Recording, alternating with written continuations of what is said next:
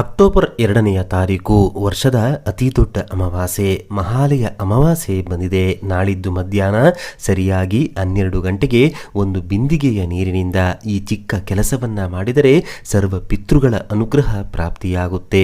ಅನೇಕ ರೀತಿಯ ಹಣದ ಕಷ್ಟ, ಅನಾರೋಗ್ಯದ ಸಮಸ್ಯೆ, ವ್ಯವಹಾರ ನಷ್ಟ, ಮಾನಸಿಕ ಕಿರಿಕಿರಿ ದೂರವಾಗಿ ವಂಶದ ಅಭಿವೃದ್ಧಿ ಪಿತೃಗಳ ಕೃಪೆಯಿಂದ ಉಂಟಾಗುತ್ತೆ.